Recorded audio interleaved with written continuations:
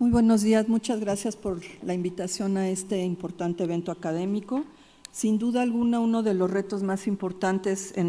al que nos enfrentamos cuando estudiamos el envejecimiento es el envejecimiento patológico y en particular la presencia de las enfermedades neurodegenerativas, siendo la demencia de Alzheimer una de las más frecuentes y más inhabilitantes. La demencia de Alzheimer se describió, como todos ustedes saben, por Alois Alzheimer, pero en el mismo año pues había varios grupos estudiando también este padecimiento, por ejemplo el grupo de la Escuela de Praga de Oskar Fischer, que reportó la presencia también de placas amiloideas. Entonces, entre ambos investigadores, Alois Alzheimer y Oskar Fischer, tenemos la imagen que encontraron de los análisis histopatológicos, que en la parte de arriba podemos ver lo que se conoce como degeneración neurofibrilar, que son marañas proteicas compuestas de proteína tau, y abajo lo que Oskar Fischer documentó como la evolución de las placas amiloideas extracelulares, en donde hay un componente de neuritas distróficas muy importante. La demencia de Alzheimer es un mal creciente por varios motivos. En realidad, la prevalencia hacia 2050, si vemos aquí, vamos a poner los lentes, la prevalencia global se calcula que para 2050 será aproximadamente de 170%, con una variación muy grande entre los diferentes países. Por ejemplo, en el oriente del este y el norte de África va a haber un incremento muy grande en la población, un incremento muy grande de la población envejecida y un incremento también en algunos factores de riesgo. Otros países, por ejemplo, de Asia, del Pacífico, pues básicamente el incremento de casos de Alzheimer se van a deber principalmente por cambios en el envejecimiento de la población. La población va a ser más vieja y va a haber mayor frecuencia o riesgo de padecer Alzheimer. Entonces, esta tabla nos da un ejemplo de la gran variación que hay en la presentación de casos de esta enfermedad devastadora, como algunos cambios debido a factores de riesgo metabólicos o cardiovasculares impactan de manera importante la frecuencia de Alzheimer, y cómo el incremento de la población y su envejecimiento también tienen un papel muy importante. La enfermedad de Alzheimer es una proteinopatía dual. Se define por la presencia de estos agregados proteicos que mencioné en estudios de inmunistoquímica. Así se ven las placas amiloideas y las marañas neurofibrilares en el interior de neuronas que van degenerando, pero bueno, también se tienen estudios, estos son estudios post-mortem, in vivo. Se pueden utilizar ahora radiotrazadores que permiten visualizar la acumulación enorme en el cerebro. Esta es una mujer de 75 años con demencia, de beta-amiloide y con compuestos también radiotrazadores como el fluortaucipit, que nos permiten detectar la presencia o acúmulos de tau modificada post-traduccionalmente y formando marañas neurofibrilares, y desde luego la resonancia magnética, que ayuda a visualizar pues ya la muerte neuronal y la atrofia cerebral. Entonces, estos son los marcadores importantes. La enfermedad se define por ellos, no tanto por los síntomas clínicos, que se conocen muy bien, pero, por ejemplo, de esta disociación entre la sintomatología clínica y la necesidad de contar con buenos marcadores, tanto histopatológicos como de imagenología y detección de ciertos marcadores en fluidos como el plasma o el líquido cefalorraquídeo. Es este ejemplo de una mujer de 85 años con una demencia progresiva, pero que no presentaba con estos radiotrazadores ninguna patología de tipo Alzheimer, y se refería a una degeneración mucho más rara, que es por acumulación de otra proteína nuclear que se llama TDP43. Entonces, una parte importante en el estudio y en cómo encaramos este padecimiento y podemos hacer diagnósticos tempranos, porque, como vamos a ver más adelante, muchos de los cambios en el cerebro de los pacientes con Alzheimer se dan varios años antes de presentar la sintomatología clínica. Pues este avance se ha dado en la búsqueda de biomarcadores, de imagenología o de líquido cefalorraquídeo, que son más o costosos o más invasivos, y actualmente se están buscando marcadores plasmáticos o séricos que permitan hacer un diagnóstico temprano, inclusive antes de que se presente lo que se conoce como deterioro cognitivo leve. Entonces, seguro ustedes conocen todos estos marcadores, unos en líquido cefalorraquídeo, como es la disminución de la beta 42 o el incremento de tau en el líquido cefalorraquídeo, la presencia de marcadores como el neurofilamento de cadena ligera, que ya es un marcador de muerte neuronal, o la presencia por imagenología de tau, que es uno de los primeros cambios que se podrían observar en un sujeto con alto riesgo de padecer Alzheimer. Recientemente, de los avances interesantes que se están dando es la búsqueda de estos marcadores séricos, y uno de los más prometedores es precisamente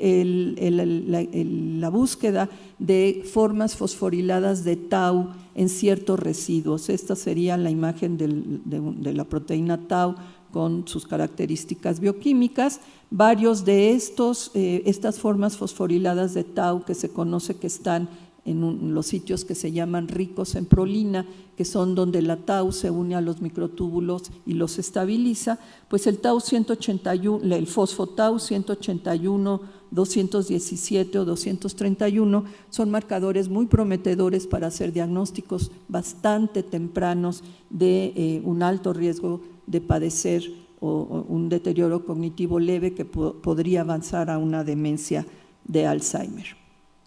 Se requiere en la investigación de Alzheimer un panorama más amplio. Mucha de la investigación se enfoca a cómo se produce, cómo se metaboliza la proteína precursora del amiloide o los cambios que ocurren en la proteína tau. Pero actualmente se enfoca el estudio de la progresión fisiopatológica del Alzheimer, considerando una fase bioquímica en donde puede haber alteraciones posttraduccionales o alteraciones bioquímicas de las proteínas involucradas, cambios metabólicos que actúan como factores de riesgo muy importantes, y después una fase celular en donde las células empiezan a sufrir ya una función deteriorada, donde hay el compromiso de otras células más allá de las neuronas, hay astrogliosis, microgliosis, cambios vasculares, muerte celular y atrofia, y posteriormente las manifestaciones clínicas que desafortunadamente son a las que se enfrentan básicamente los clínicos cuando ya los pacientes llegan con un deterioro de la memoria y con alteraciones cognitivas. Y muchos de los tratamientos se están enfocando en esta fase clínica cuando ya no son tan exitosos, digamos, o prácticamente ya no hay mucho que hacer. Entonces, entendiendo las fases bioquímicas y celulares, probablemente se pueda prevenir o retrasar o impedir que haya un avance en el deterioro cognitivo y en la atrofia cerebral. Actualmente, el Alzheimer, como la mayoría sabe, la gran proporción de pacientes lo presentan de manera, pues que es mal llamada, pero es el término que usamos, esporádica. No hay antecedentes genéticos de mutaciones en su gran mayoría, aunque hay un Alzheimer genético, pero este número frecuente de pacientes con Alzheimer, pues se ha detectado que tiene que ver mucho con factores de estilo de vida que interaccionan también con un componente genético particular. En estos reportes del 2020 de las comisiones de The Lancet, encontraron que factores como diabetes, hipertensión, traumatismos, tabaquismo, contaminación ambiental, obesidad, sedentarismo, depresión, consumo de alcohol, impedimento auditivo es un factor que se está tomando muy en cuenta, la pérdida de contacto social y aunque dice, el alto nivel educativo, yo diría una falta de estimulación cognitiva importante. Si se encaran estos factores de riesgo y se trabaja en ellos, se podría reducir el daño neuropatológico, incrementar la reserva cognitiva y prevenir la demencia, se calcula que hasta en un 40%. Desde luego, estos factores de estilo de vida pues interaccionan con un ambiente genético. Existen estudios de mapeo de polimorfismos en genes. Polimorfismos son cambios en un solo nucleótido que condicionan ciertos cambios en la funcionalidad de toda esta variedad de genes que se tienen aquí, que no los voy a mencionar, pero que participan en vías a las que se está enfocando también mucho el estudio de estos factores bioquímicos y celulares previo a las manifestaciones clínicas.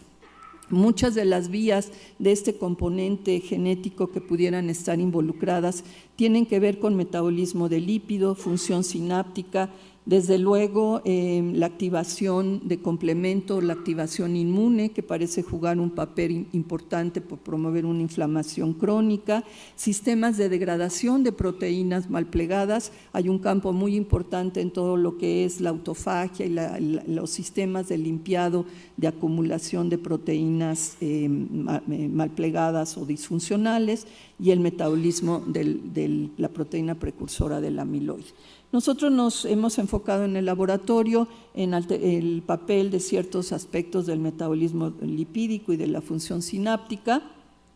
y también enfocándonos un poco en el efecto que pueden tener la activación de otras células más allá de las neuronas. No hay que tener solo una visión neurocéntrica de la enfermedad de Alzheimer. Y en un modelo transgénico de este padecimiento, que se conoce como el modelo triple transgénico, porque expresa mutaciones en proteína precursora del amiloide, en una presenilina y en tau, que aunque no está mutada en el Alzheimer, en este modelo permite observar cambios en la proteína tau más evidentes. Pues hemos encontrado que aunque en el envejecimiento de estos animales no transgénicos va ocurriendo un incremento paulatino de la respuesta astrocítica, de la microglía y de la respuesta de la glía. Estas respuestas se encuentran muy exacerbadas desde etapas jóvenes y se van agravando conforme los animales envejecen, de esta respuesta de la microglía, que tiene que ver con respuestas inmunes o de inflamación en el cerebro de manera ya constante o patológica, y también una respuesta de los astrocitos. Hemos encontrado también que de manera global, durante el envejecimiento y de manera exacerbada en estos modelos que sobreexpresan estas proteínas alteradas del Alzheimer, se expresan marcadores que se conocen de senescencia celular, que ahora es un campo de estudio muy interesante. Uno de estos marcadores no se ve muy bien, pero bueno, es un inhibidor del ciclo, la proteína P16, que aumenta en estas barras moradas de manera muy importante en los animales transgénicos, tanto en hipocampo como en corteza. Y también un marcador de daño al DNA, que es una histona que se fosforila, la H2AX. Entonces, bueno, son respuestas muy globales que ocurren en el cerebro, que ocurren durante el envejecimiento, pero que se potencian cuando existe otro desbalance, como sería la acumulación de estas proteínas mal plegadas o modificadas bioquímicamente. En el laboratorio, entonces, también nos ha interesado estudiar estos factores de riesgo del metabolismo lipídico, porque pues la obesidad y la diabetes se han relacionado como factores de riesgo, y Erika Calvo realizó un estudio alimentando animales con una dieta alta en grasa saturada y alta fructosa, y encontró, no me voy a detener en todas las gráficas, pero aquí el desarrollo de una, digamos, resistencia a la insulina, con disminución de proteínas que se tienen que activar por la insulina en el hipocampo. Entonces, la resistencia a la insulina se conoce muy bien en tejido periférico, en cerebro no se ha estudiado tanto, aunque empieza a ser muy importante. Y también encontró Erika cambios estructurales o cambios plásticos en el cerebro de estas ratas alimentadas con estas dietas. Una disminución de espinas dendríticas, una disminución de proteínas presinápticas y una disminución en la arborización de las neuronas en la región de CA1 del hipocampo. También, de manera muy interesante, el consumo crónico de estas dietas altas en grasa produjeron un incremento de, una activación de astrocitos, un mayor contenido de astrocitos de tipo activado, y también la presencia de microglía activada. Hemos hecho más estudios en este sentido, pero me gustaría señalarles que una de los componentes más importantes de las dietas altas en grasa es la grasa saturada, los ácidos grasos saturados como el ácido palmítico. Y Valeria García, una estudiante de laboratorio, en un modelo de neuronas, digamos, humanizadas, es un neuroblastoma de origen humano que diferenciamos a neurona madura, encontró que la exposición desde 1 hora y luego 24 horas de ácido palmítico produce el incremento en la fosforilación de la proteína tau. Esta modificación posttraduccional que se observa en el cerebro de pacientes con Alzheimer en residuos que se han descrito en la patología como el 199 o el 214 se incrementan en presencia del ácido palmítico, muy probablemente a través de inhibir la vía de la insulina, que río abajo controla la actividad de sinasas como la GCK3 beta. No solo eso, en presencia de palmítico hay se exacerba otra modificación posttraduccional de tau que también es muy frecuente en el cerebro de pacientes con Alzheimer, que es la acetilación. Estas son 3 isoformas de la proteína tau acetilada. ¿Esto ya acabé? Todavía me falta. Muy bien, me voy a apurar. Entonces, el ácido palmítico desregula, las neuronas expuestas al ácido palmítico desregula varios genes, y varios de estos genes, en estudios que hemos hecho de análisis de enriquecimiento de vía, las neuronas expuestas al palmítico alteran su metabolismo, genes de metabolismo energético, de vías inflamatorias y de procesos celulares, inclusive apoptosis, senescencia celular y Alzheimer. Entonces, estos factores ambientales pueden tener un impacto importante como factores de riesgo porque modifican mucho de la bioquímica de ciertas proteínas. Las sinapsis son un blanco temprano en el padecimiento, en el Alzheimer, se van perdiendo antes de que mueran las neuronas, y César Espino ha estudiado también aspectos de la bioenergética de las terminales sinápticas, las mitocondrias, y vio también en el modelo triple transgénico que en animales jóvenes la función mitocondrial no decae mucho, pero en animales viejos triple transgénicos la función mitocondrial decae de manera significativa, aún más que animales viejos, pero que no tienen este componente genético de las mutaciones que les mencioné. Las mitocondrias de estos animales triple transgénicos acumulan en su interior beta amiloide y fosfotau, aquí están las gráficas. Este es un experimento de microscopía electrónica con inmunooro para detectar estas proteínas que se acumulan en las mitocondrias y que pueden también favorecer una alteración bioenergética en las terminales sinápticas. Es posible restaurar la función mitocondrial, en eso estamos trabajando en el laboratorio. Hay varios trabajos que apuntan a que las mitocondrias son capaces de intercambiarse entre células. De hecho, hay trabajos en donde las neuronas le pasan mitocondrias dañadas al astrocito y los astrocitos le regresan mitocondrias sanas. Entonces, la posibilidad del trasplante mitocondrial hay varios trabajos ya en este sentido, inclusive en humanos, no para el Alzheimer, nosotros lo estamos trabajando en este sentido. Aislar mitocondrias de cerebro de ratones wild type sanos y inyectarlos a ratones, bien sea en directo en el cerebro o a través de vía sistémica. Y no sé si funcione la película, creo que no. Pero bueno, les quería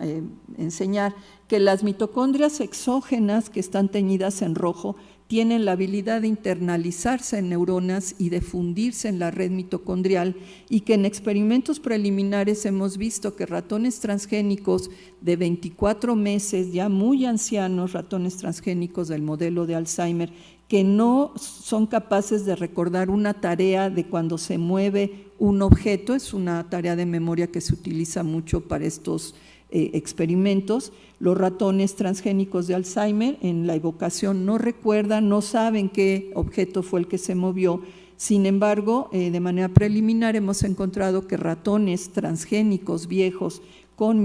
que fueron trasplantados con mitocondrias sanas recuperan de cierta manera estabilidad en la memoria, lo cual pues abre para nosotros un campo de estudio muy interesante en lo que estamos. Miren, pues ahí estaban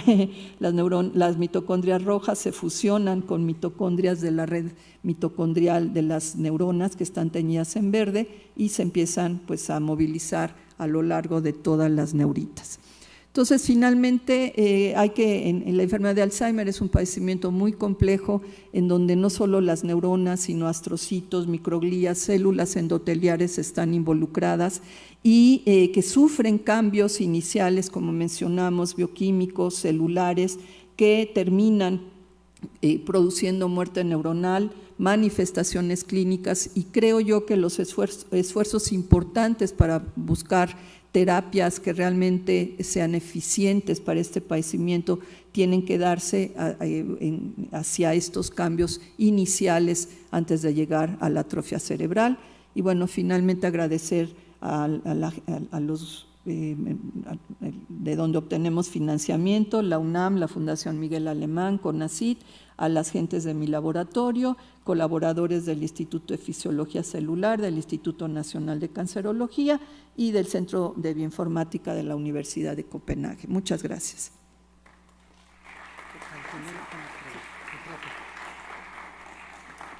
Muchas gracias. A continuación, cedemos la palabra a la doctora Isabel Larrieta para que nos haga su presentación.